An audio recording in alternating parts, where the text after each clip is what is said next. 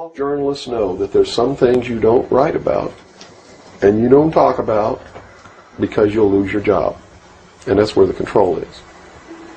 And that's why they pay anchormen like Dan Rather $2 million a year. Because he doesn't question them.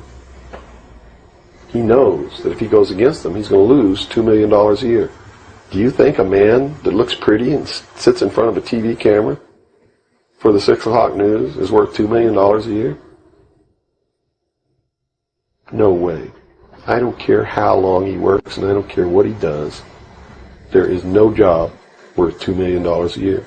That's why they pay athletes these fantastic salaries. I was listening to the radio the other day. They just contracted to pay one player on one team $6 million a year. Can you believe this? And why is that? It's the Roman circus. What does the emperor do when the people become restive? And when the people are asking questions, and when the people don't like the policies of the emperor? He sends them to the circus. He creates a circus. He builds a giant coliseum. And he begins to throw the Christians to the lions. And he has great chariot races and football games and basketball games, all to keep the idiots preoccupied with things that don't mean anything in the scheme of the entire world. So that they don't have the time to learn what the truth is. So they don't ever get smart enough to learn how they're being manipulated. So they don't ever question the emperor. That's why they pay a player on a football team or a baseball team $1 million or $2 million or $3 million a year. It is the Roman circus. I know men who don't know anything in the world except who plays third base for the Mets. And they think that's a great accomplishment. And they meet and pat each other on the back and bond and go have cocktails and talk about what this guy that plays third base for the Mets did in last night's game. Sad. It's really sad.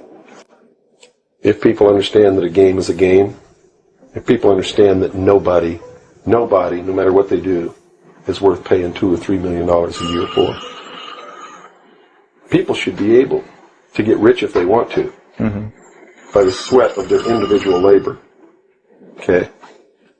By going out and doing something for the world, not by taking people's minds away from the emperor.